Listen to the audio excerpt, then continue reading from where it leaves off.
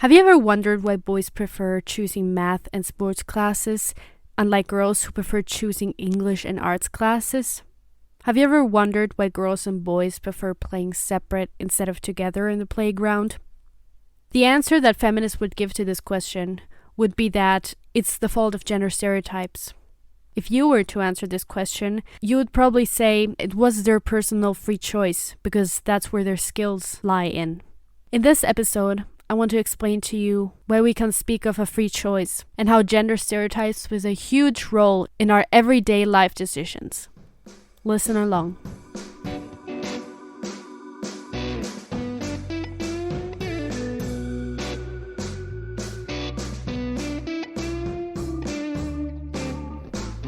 Hello guys and welcome to a brand new episode of OVARY-Acting, the podcast.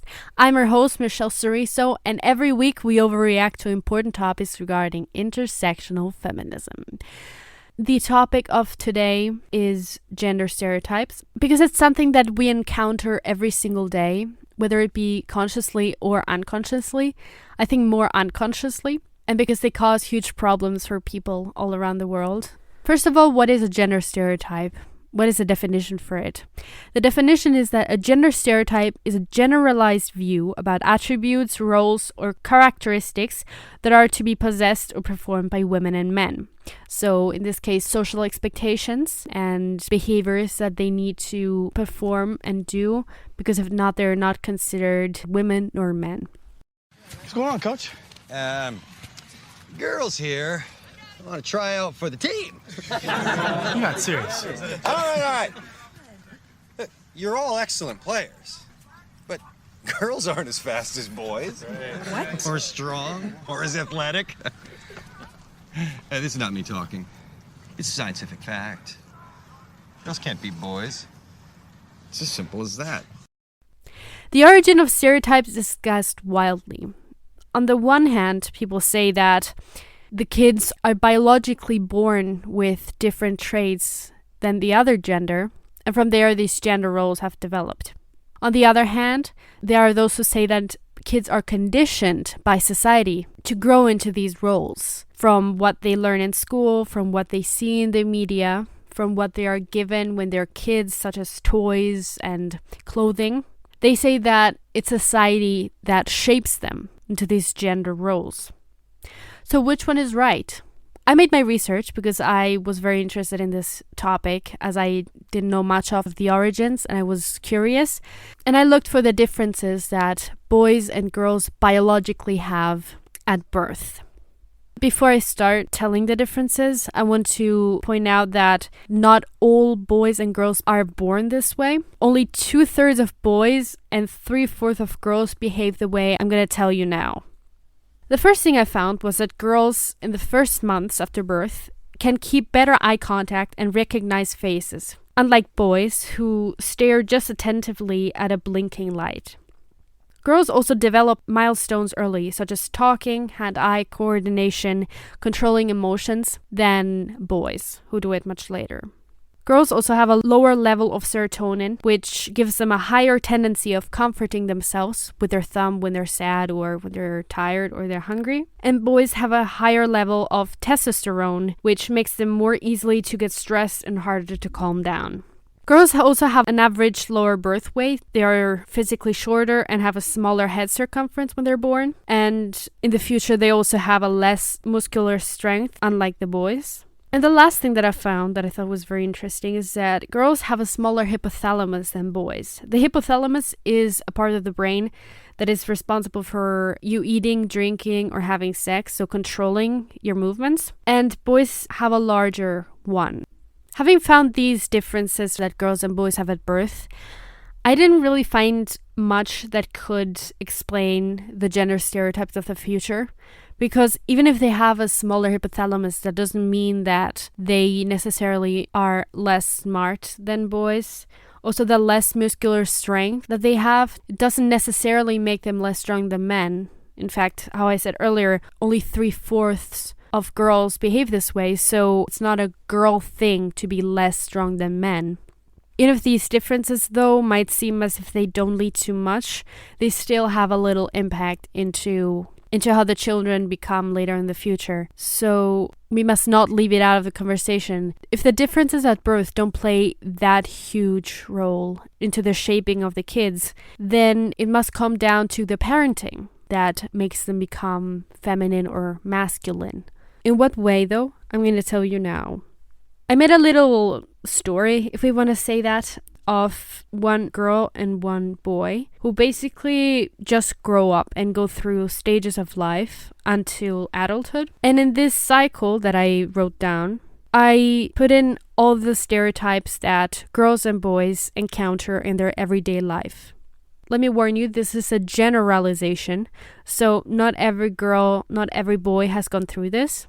In this story, I have included stereotypes that have been associated to girls and boys in their lives. And later, I'm going to explain to you why it's problematic. Let's start with the girls, right? Ladies first. Pun intended. Get them up, Queen and Country. I'm sorry. Get it done. Do it now. Hold on a minute. Like the gentleman says. Hold on a minute. You've got hands, Mr. Connolly. 2 big hands. So why is that your wife's job? It's housework, isn't it? And that's a woman's job. Of course it is. Mr. Connolly, what gender is the Queen? She's a female. And are you suggesting the Queen does the housework?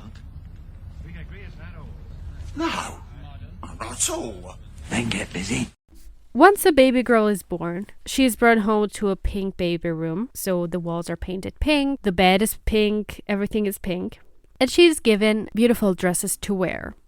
When she's older, she is given dolls to play. When she is capable of playing with plastic dolls, like Barbies, without swallowing the small pieces and dying because of it. She starts watching kids' films, like Disney, with the Disney princesses. And she starts daydreaming about Prince Charming, and about how she's gonna marry Prince Charming. This girl, whenever she has a tantrum, she's told to behave and be a good girl, because if not, it will not look good on her, and she won't be desirable. Her mother decides that her ears should be pierced, because it's a tradition in their family, and her hair is combed into the cutest little hairstyles. As she grows up, she sees her mother do most of the cooking, taking care of her, and doing the chores.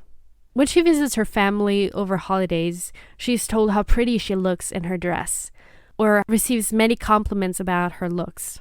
Once she gets in school, she meets other girls who share the same interests in Disney princesses and dolls, and builds relationships with them. When this girl is bullied by boys, she's told to excuse their behavior by adults, or by her mother. When she enters middle school, she decides to take classes in languages and humanism, because she has developed the skills through her relationship with her friends.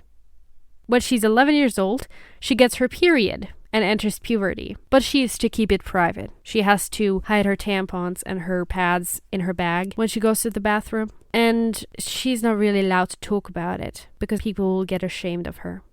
She learns to do the chores and starts taking care of her friends, keeping the girl code and trying to keep them happy, worrying about what they might think of her, whether she's pretty enough, if she's cool enough for the group.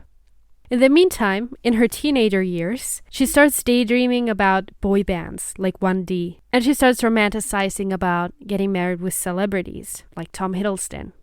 She watches bad boy dramas and romanticizes this kind of love. She feels like she has to be wooed by boys, and that she needs to be the damsel in distress who is saved by her Prince Charming.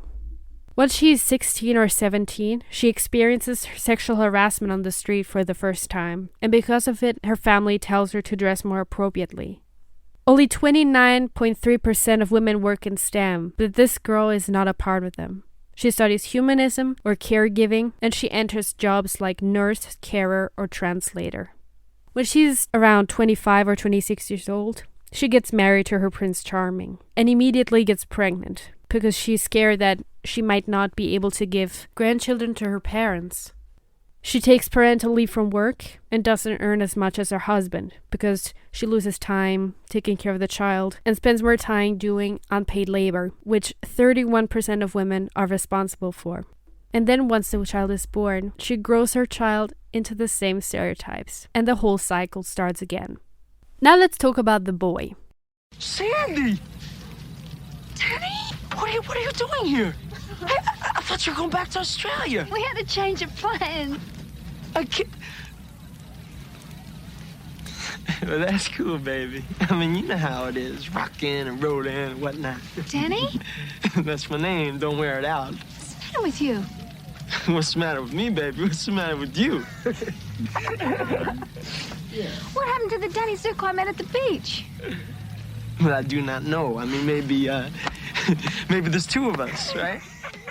The baby boy is born, and he's brought home to a blue baby room. He's given masculine clothing, such as pants and a shirt, and he's given trucks and cars to play. He starts watching kids' films, which are action-filled, such as Ben 10 or Pokemon, and he starts getting encouraged to be in action. These action-filled fantasies he plays out with his trucks and cars. Whenever this boy has a tantrum, he's not told anything, since he will get over it, and it's a normal thing for boys to behave that way. His hair is cut short, because if not, he's considered too feminine, and that might look bad for the family. He grows up seeing his father fixing the car and working in technical careers, and doing less of the chores. When he visits his family over the holidays, he's told how smart he is at math and reading, and he's asked what he wants to do when he's older. Once he gets in school, he meets other boys who have the same interests in trucks, cars, and sports as him, and starts doing sport or action-filled things with them. When this boy is bullied and he goes to his father for advice, he's told that he has to use violence against them and that he has to get into his first ever fight because it's a tradition under boys. In school, he decides to take classes in math and STEM because he has developed these skills through his technical and motoric abilities that he's developed through playing with his trucks and spending time with others also interested in technical stuff.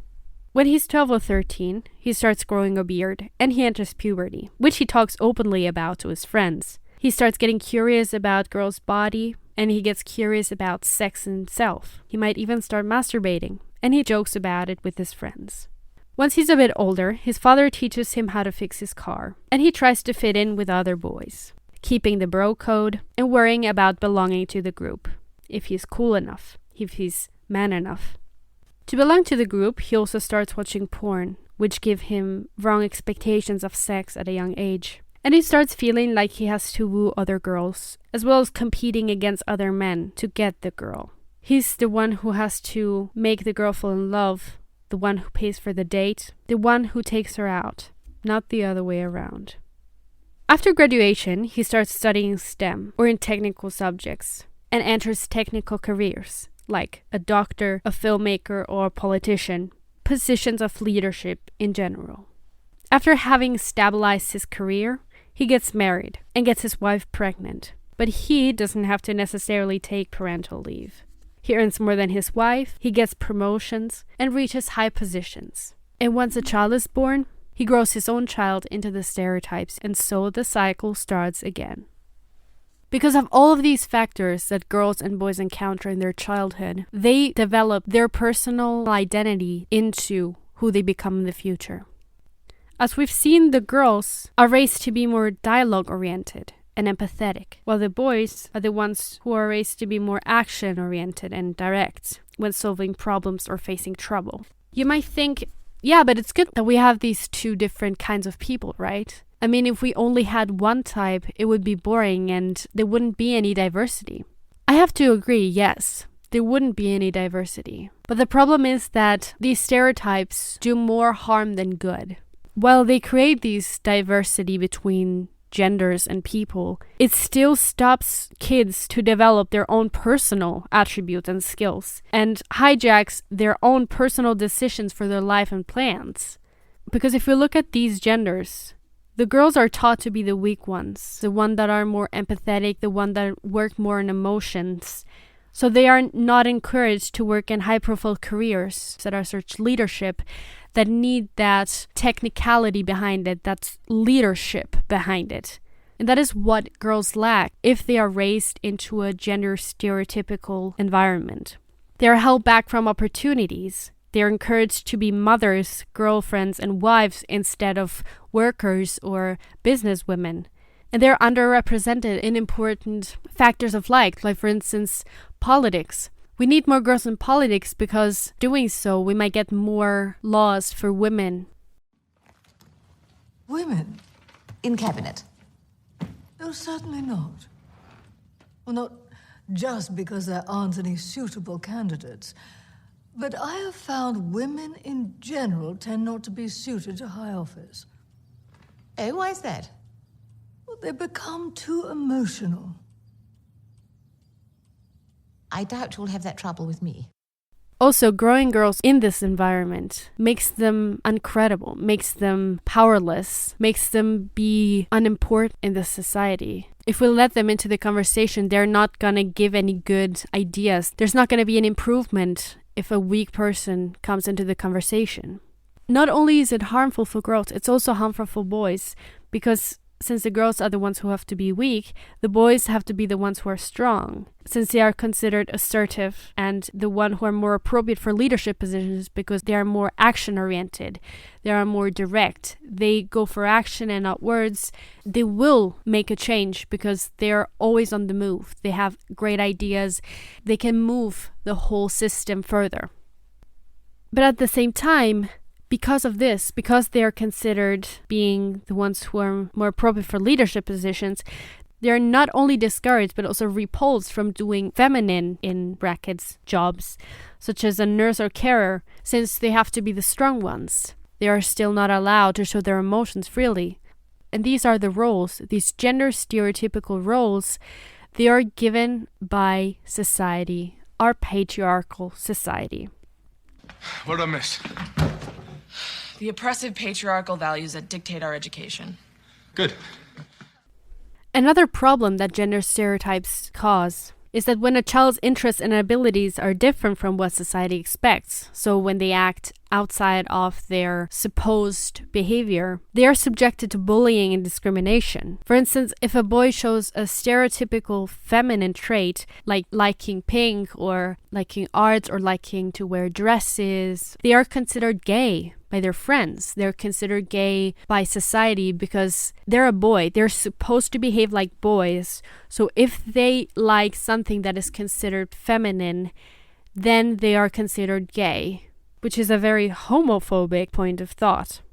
If girls show masculine traits, on the other hand, like enjoying technical stuff like fixing cars, or they don't like Disney princesses, they prefer watching Ben 10, or they hate wearing dresses, then they're considered either lesbians or, the word we've all heard before, tomboys, in Italian maschiaccio, or they're also considered unladylike because they're behaving like a boy. When we talk like girls pursuing high-profile careers like doctor or being a PhD candidate, girls are considered ambitious like a man, as if a girl is generally not ambitious because only men are those who are ambitious. It's like society doesn't want to see outside of these two specters of ideologies for each gender.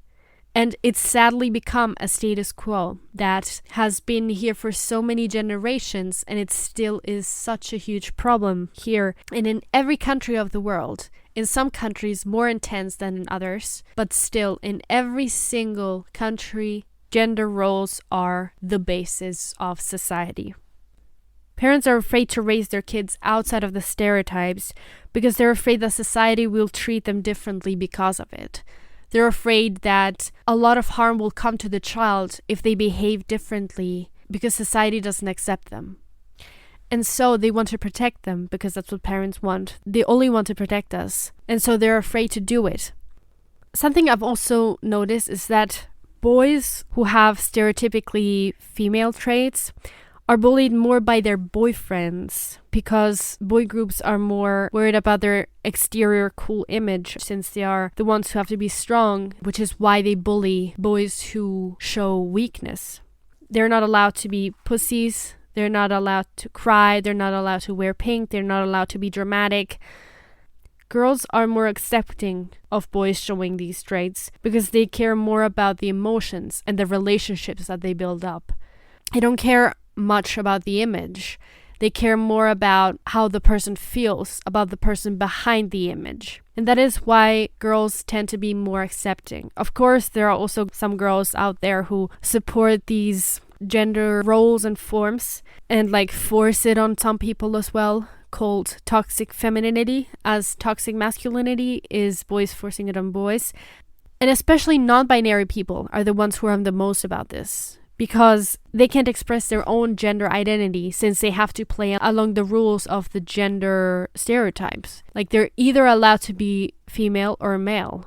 If a non-binary person likes wearing dresses, for instance, they'll be considered, oh, you're very feminine.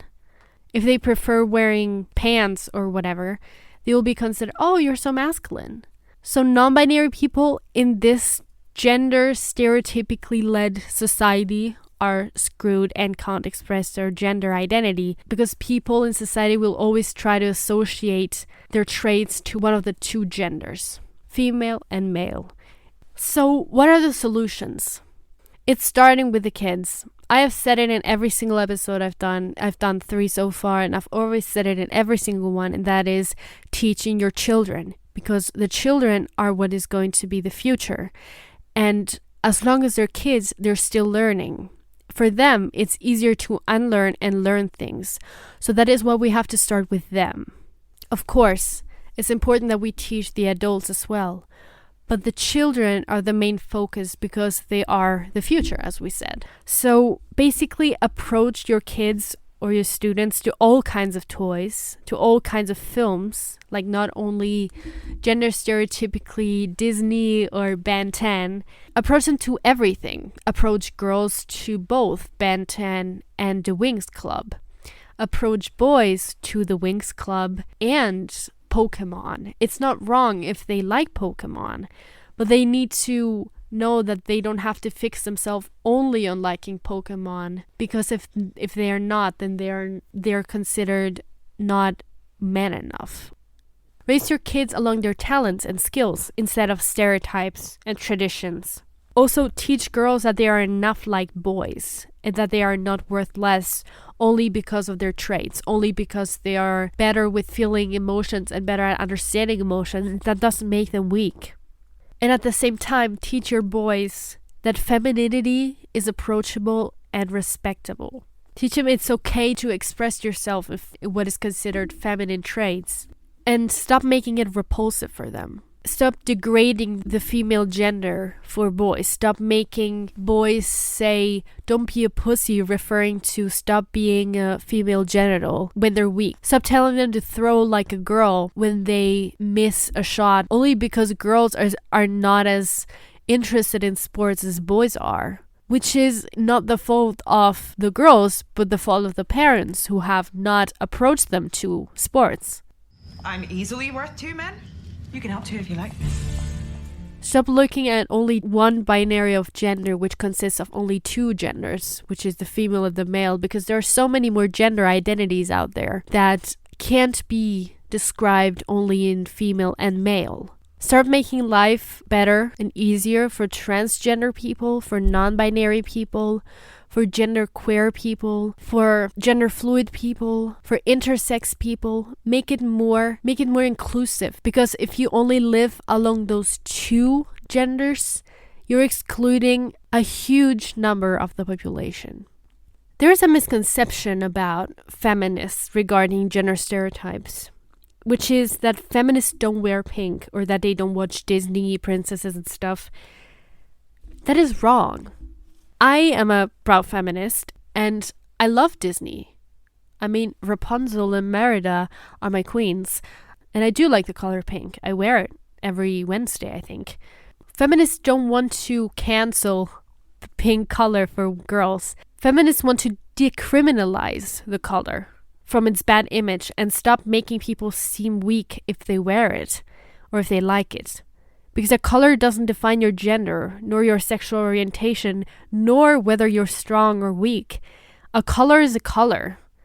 It is your experiences, your personal identity, and your character that define you. So start raising your kids along those lines. Incredibly, we have reached the ending of this episode as well. This week, I want to recommend you good 2 films at a time. Number 1 is Billy Elliot, which came out in 2000, directed by Stephen Daldry. And it's about a young boy from northern England who has a passion for dancing, but he has to face the refusal of his father, since dancing is not something that is made for boys.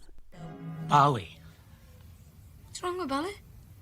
What's wrong with ballet? It's perfectly normal. Perfectly normal. I used to go to ballet. See? Aye, for your nana. For girls, not for lads, Billy. Lads do football or boxing or wrestling. Not friggin' ballet. What lads do wrestling? Don't start, Billy. And the second one is She's the Man, which came out 2006, directed by Andy Fickman, which is a modern adaptation of Shakespeare's Twelfth Night. And it's about a girl named Viola who pretends to be her brother to play soccer for a university team when the girls' team at her school is dissolved. I'm not Sebastian. I'm Viola. Wait. You're not Viola. Yes, I am. No, I know Viola. I kissed Viola. You kissed me. What are you talking about? I didn't kiss you. The girls' team at Cornwall got cut, and the guys wouldn't let me go out for their team. So, I've been pretending to be my brother while he was in London for the past 2 weeks. Ow. So I could make the team and beat Cornwall. Ow. Both films deconstruct gender stereotypes and show the effects that they can have on every person's development or life. It shows also how the environment reacts to the main character deconstructing the gender stereotypes. It's a perfect comparison to how in real life society sees people who deconstruct gender stereotypes. Both really good films, fun films to watch. The first one, Billy Elliot, would make you dance, will make you cry, will make you kind of put on subtitles because the English is a bit complicated to understand. And the second one will make you laugh. It's witty, it's easy, it's light to watch, but it holds such a big message behind, which for the 2000s, it's a very advanced message. So yeah, watch it. They're both on Amazon Prime and YouTube for renting or buying. I know, always the money, but I really recommend it to you for this week's topic. Thank you for listening. I hope you liked the two stories. And I hope that you could learn something about gender stereotypes because I'm pretty sure that you've grown up on them too. I want to remind you that thankfully nowadays people are more aware of this and raise their kids more gender neutrally. But still, gender stereotypes are the basis for the parenting of many kids and the education of many children around the world. And it's a huge factor that has a huge impact on the lives of many people, especially women and girls. If you have any questions, you can write me your questions on Twitter and Instagram as usual at OVARY-Acting_pod. Or you can send in an audio recording of your question and I will feature them in a future episode. If you have a suggestion about a future episode topic, also write me on Twitter and Instagram. I would be very happy to receive some topics that might interest you guys. And yeah, thank you for listening. I'll see you next week again, Wednesday. Have a nice day, guys. And don't forget, feminists are not overreacting. Okay, bye.